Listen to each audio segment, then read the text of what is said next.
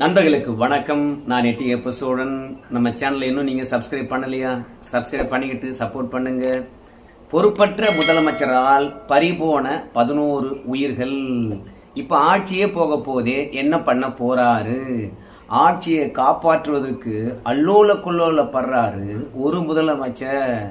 பொறுப்பற்ற முதலமைச்சர் யாருன்னு நினைக்கிறீங்க? கர்நாடகாவினுடைய முதலமைச்சராக இருக்கக்கூடிய சித்தராமையா. ஆர்சிபி 18 ஆண்டுகளுடைய எதிர்பார்ப்பை பூர்த்தி செய்திருக்கிறது. அவங்க ஐபிஎல் கிரிக்கெட் போட்டியில கோப்பையை வென்று விட்டார்கள். முதலமைச்சர் வரைக்கும் உணர்ச்சி வசப்பட்டுட்டாங்க. 18 ஆண்டு காலமாக எதிர்பார்த்தோம். இப்போது ஆர்சிபி கோப்பையை தட்டி தூக்கி இருக்கிறது. இந்த தருணத்துல இந்த விழாவை கொண்டாடலன்னா எப்ப கொண்டாடுறது? அதுலயும் சூட்டோட சூட்டா கொண்டாடி விட வேண்டும். உடனடியாக அதிகாரிகளை அழைத்தாரு, ஆலோசனை செய்தாரு. ஆர்சிபி அணியை கூப்பிட்டு சதன் விழாவில் பாத்தீங்கன்னா பாராட்டு விழா நடத்தினாரு. உடனடியாக ரசிகர்களும் பாத்தீங்கன்னா இந்த பாராட்டு விழாவில் கலந்துக்கணும்னு ஆசைப்பட மாட்டாங்களா?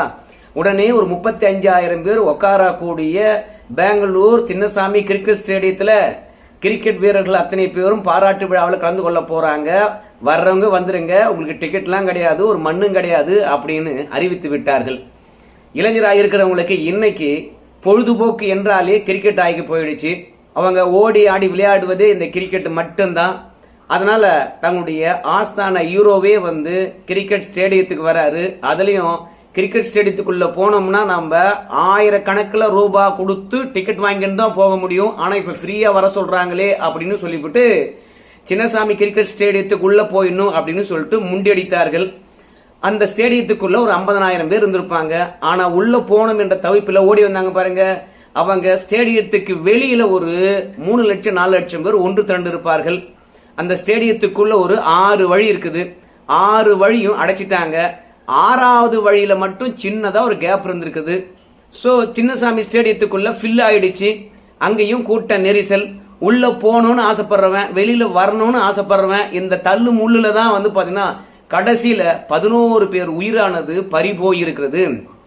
இதுக்கு சித்தராமையா பொறுப்பற்ற பதிலை சொல்றார். கும்பமேளா நிகழ்ச்சி நடந்தது தெரியுமா? அந்த கும்பமேளா நிகழ்ச்சியில 50ல இருந்து 60 பேர் செத்தாங்க. அன்னைக்கெல்லாம் நான் எதனா பேசனா, எதனா நான் கேட்டனா? இப்ப மட்டும் 11 பேர் செத்ததுக்கு எனக்கு நெருக்கடி கொடுக்குறீங்களே, பதவி விட்டு போங்க என்று பாஜக சொல்லுதே, இதெல்லாம் நியாயமா? அன்னைக்கு நான் யோகி ஆதித்யநாத பதவி விட்டு போன்னு நான் சொன்னா? சொல்லல. இல்ல, இப்ப மட்டும் ஏன் என்கிட்ட சொல்றீங்க அப்படின்னு சித்தராமையா கேக்குறாரு. இந்த முடிவு நான் மட்டுமா எடுத்தேன்? எல்லா அதிகாரிகளையும் கூப்பிட்டேன், எல்லா அதிகாரிகிட்டையும் ஆலோசனை நடத்தினேன். எந்த ஒரு அதிகாரியும் இப்ப எதுக்குங்க பாராட்டு விழா, சூட்டோட சூட்ட நடத்தணுமா? ஒரு பாராட்டு விழா நடத்தணும்னு வச்சுங்களேன், அதுவும் கிரிக்கெட் வீரர்களுக்கு எவ்வளவு பேர் வருவாங்க, எவ்வளவு முன்னேற்பாடு செய்யணும். தண்ணிக்கு ஏற்பாடு பண்ணணும், மருத்துவத்துக்கு ஏற்பாடு பண்ணணும், ஃபயர் சர்வீஸ்க்கு ஏற்பாடு பண்ணணும், காவல்துறை ஒருங்கிணைக்க வேண்டும், சாலைகளை ஒருங்கிணைக்க வேண்டும், போக்குவரத்தை ஒருங்கிணைக்க வேண்டும். இப்படி பல்வேறுபட்ட ஒருங்கிணைப்புகள் இருக்குது. அத்தனையும் ஒரு 17 மணி நேரத்தில் செய்ய முடியுமா? நைட்டா 12 மணிக்கு தான் கோப்பையை வெற்றி பெற்றிருக்கின்றார்கள். ஆனா மறுநாள் காலையிலே வெற்றி கொண்டாட்டம் என்றால் நம்ம ஊர்ல அவங்க அங்கிருந்து பிளைட்ல இருந்து இறங்குறதுக்கே 10 மணி நேரம் ஆயிடுமே. அதற்கு பிறகு நாம் இந்த கொண்டாட்டத்தை அவ்வளவு அவசர அவசரமா நடத்தணுமா? வீரர்கள் ஓய்வு கூட எடுத்திருக்க மாட்டாங்களே. இப்படி யாருமே எங்களுக்கு அறிவுரை சொல்லலைங்க. பாராட்டு விழா நடத்திடலாமா அப்படின்னு அதிகாரிங்க கிட்ட சொன்னேன். ஆனா அனைத்து துறை அதிகாரிகளும் பாராட்டு விழா தானே, ஜோரா நடத்திடலாம், நம்ம எல்லாத்துக்கும் தயாரா இருக்கிறோம் அப்படின்னு சொல்லிவிட்டாங்க. ஆனா கடைசியில என்ன நடந்தது? கூட்ட நெரிசல். 11 பேர் உயிரிழந்திருக்கின்றார்கள். இன்னும் கூட பல பேர் சீரியஸா இருக்காங்க. 45 பேர் பாத்தீங்கன்னா காயமுற்று மருத்துவமனையில மருத்துவம் பார்த்துட்டு இருக்காங்க. சித்தராமா என்ன சொல்றாரு? போய் பார்த்தாரு. 2-3 பேர் கவலைக்கிடமா இருக்கிறாங்க. மீதி இருக்கக்கூடிய இன்று மாலையே மருத்துவம் பார்த்து வீட்டுக்கு அனுப்பிடுவோம். சில பேரை மருத்துவம் பார்த்து வீட்டுக்கு அனுப்பிட்டு இருக்கிறோம். இறந்தவர்களுக்கு 10 லட்சம் ரூபாய் கொடுத்துட போறோம். அதனால இந்த துக்கமான நேரத்துல யாரும் அரசியல் பண்ணக்கூடாது, நானும் அரசியல் பண்ண மாட்டேன் அப்படின்னு சொல்லிவிட்டு அதிகாரிகள் சொன்னதுனால தாங்க நாங்க பாராட்டு விழா செஞ்சோம். இதுல போய் என்ன பலியாக்குறீங்களே, நான் நியாயமாகவும் நேர்மையாகவும் விசாரணை நடத்த வேண்டும் என்று விசாரணை கமிஷன் போட்டேன். விசாரணை கமிஷனுக்கு பிறகு யார் குற்றவாளி என்பதை தெரியும், அப்ப நடவடிக்கை எடுப்போம் அப்படின்னு சித்தராமையா சொல்லியிருக்கின்றார். என்னைக்கு விசாரணை கமிஷன் ஆனது கால நேரத்துக்குள்ள விசாரணையை முடித்து அறிக்கையை கொடுத்து அந்த அறிக்கையை படித்து அந்த அதிகாரி மீதோ இல்ல அரசியல்வாதி மீதோ நடவடிக்கை எடுத்திருக்கீங்க? இன்னைக்கு பாஜக இதே கேள்வி தான் கேட்குது பெங்களூர்ல. ஐயா சாமி, இவ்வளவு அவசரமாக பாராட்டு விழா நடத்த வேண்டிய கட்டாயம் என்ன, தயவுசெய்து சொல்லுங்க. இல்ல கிரிக்கெட் வீரர்கள் பாராட்டு விழா நடத்தியாக வேண்டும் என்று கேட்டாங்களா? அவங்க அறிவுறுத்தலின் பேரில் தான் இந்த பாராட்டு விழா நடத்தினீங்களா? வெற்றி கொண்டாட்டம் தான், இல்லைன்னு சொல்லல. ஆனா மக்களுடைய பாதுகாப்பு மிக மிக முக்கியம் அல்லவா? பணம் கொடுத்துட்டேன், அதுலயும் 10 லட்சம் ரூபாய் கொடுத்துட்டேன், எவனும் வாய் திறக்க மாட்டான் அப்படின்னு மட்டும் நீ நினைக்காத. செத்திருப்பது என் மக்கள், என் பெங்களூர் மக்கள். அதனால பதவி விலகிட்டு போ. சித்தராமையா இருந்தாலும் சரி, அதற்கு பிறகு உள்துறை அமைச்சர் வந்து பாத்தீங்கன்னா பரமேஸ்வராவா இருந்தாலும் சரி, பதவி விலகிட்டு போயிட்டே இருங்கய்யா. இந்த துணை முதலமைச்சர் இருக்காரு சிவகுமார், எது கேட்டாலும் முந்திர கொட்ட மாதிரி வருவார்ல, பதவி விலகிட்டு போயிட்டே இருக்க சொல்லு. மக்களை காப்பாற்றாத ஒரு அரசாங்கம் எதுக்கு பெங்களூர்ல இருக்கணும்? ஏயா சிவகுமாரும் சித்தராமையாவும் யாருக்கு முதலமைச்சர் பதவி என்று அடிச்சுக்கிறீங்க? மாநிலம் முழுவதும் ஊழல். சோ இதெல்லாம் திசை திருப்ப வேண்டும் என்பதற்காக எங்க ஆட்சி இருக்கின்ற பொழுதுதான் IPL வெற்றி பெற்றார்கள் அப்படின்னு மார்த்தட்டின இல்ல. பாஜக இருக்கிற வரைக்கும் இது சாத்தியமாச்சா? மக்களுக்கான அரசு, வீரர்களுக்கான அரசு, அவங்களுக்கு தந்த ஒத்துழைப்பு தான் இன்னைக்கு அவங்க வெற்றி பெற்றிருக்காங்க. அப்படின்லாம் பேசணும் இல்ல, இன்னைக்கு செத்து போயிட்டாங்க. மக்களுக்கு முன்பாக இருக்கக்கூடிய உங்களுடைய தவறுகளை திசை திருப்ப வேண்டும் என்று உணர்ச்சி வசப்பட்டு மறுநாளே பாராட்டு விழா என்று அறிவித்ததும் நீதான். இன்னைக்கு உயிரிழந்ததுக்கு காரணமும் நீதான். அதனால சிவகுமாரும் சித்தராமையாவும் உள்துறை அமைச்சர் பரமேஸ்வராவும் தயவு செய்து பதவி விலகுங்க. இந்த மக்களுக்கு நீங்க உகந்தவங்க கிடையாது. எதுவா இருந்தாலும் நான் கேள்வி கேட்கல, அதனால நீங்க என்ன கேள்வி கேட்க கூடாது அப்படின்னு சொல்லக்கூடாது. ஒரு தவறுக்கு இன்னொரு தவறை சொல்லி நியாயப்படுத்தலாமா? அது நியாயமா இருக்குமா? நான் கேட்கல, அன்னைக்கு காங்கிரஸ் கட்சிக்காரங்க கேட்டாங்க. காங்கிரஸ் கட்சிக்காரங்க கேட்டாங்களேன்றதுக்காக என்ன ஏன் பலி கொடுக்குறீங்க அப்படின்னு வந்து ஆட்சி போதேன்னு சொல்லிட்டு கதறிய. காங்கிரஸ்காரன் கேட்டா என்ன, இல்ல நீ கேட்டான்னா எல்லாம் ஒண்ணுதான். இன்னைக்கு கர்நாடகா மக்கள் வந்து பாத்தீங்கன்னா உயிரிழந்திருக்கின்றார். என்ன ஒரு பொய்ன்னு கேட்டீங்கன்னா, எவ்வளவு பேர் ஸ்டேடியத்துக்கு வருவாங்க அப்படின்னு தெரியலையா. கிரிக்கெட் வாரியத்துக்கே வந்து பாத்தீங்கன்னா இவ்வளவு பேர் வருவார்கள் என்று எதிர்பார்க்கவே இல்லையா. காசு கொடுத்து கிரிக்கெட் பார்க்க வாங்கடான்னு சொன்னா கூட முண்டி அடிக்கிறான் இந்த IPL-க்கும் T20க்கும். ஆனா சும்மா வாங்கடான்னு சொல்லும் போது எவ்வளவு பேர் வருவாங்க. இதுல சித்தராமையா வந்து பாத்தீங்கன்னா இன்னொரு விஷயத்த தூக்கி போறாரு. ஏன்னா இவர் ஆட்சிக்கு ஆப்பு, அவருடைய நாற்காலி ஆட்டம் கண்டு கிடக்கிறது. ஒன்னு எதிர்கட்சிகள் எதிர்ப்பு, இந்த 11 பேர் வந்து உயிரிழப்பு. அதையும் தாண்டி சிவகுமார் வந்து பாத்தீங்கன்னா 2 ஆண்டு ஆகி போச்சுப்பா, பதவி விட்டு போப்பா அப்படின்னு கேட்டுட்டு இருக்கிறாரு. கடைசி ஒரு ஆண்டாவது வந்து எங்கிட்ட குடு அப்படின்னு கேட்டிருக்காரு. இந்த மாதிரி பிரச்சனையில இந்த 11 பேர் உயிரிழந்தது இன்னும் கழுத்தை நெருக்கிறதுக்கு காரணனால உடனடியாக பெங்களூர் கிரிக்கெட் வாரியம் இருக்கு தெரியும் இல்லையா, அந்த கிரிக்கெட் வாரியம் தான் வந்து பாராட்டு விழாவை நடத்த சொல்லிச்சு. அவங்க கேட்டுக்கொள்ளவில்லை என்றால் நாங்க நடத்திருக்க மாட்டோம் அப்படின்னு பழிய தூக்கி யார் யார் மேலேயோ போறாரப்பா நம்ம சித்தராமையா. கடைசி வரைக்கும் நாம முன்னேற்பாடுகளை செய்யல. எதிர்பார்க்கிறோம் இவ்வளவு கூட்டம் வரும் என்று, அதை விட கூடுதலாகத்தான் வரும் அப்படின்னு சிந்திக்கல இந்த முதலமைச்சர்.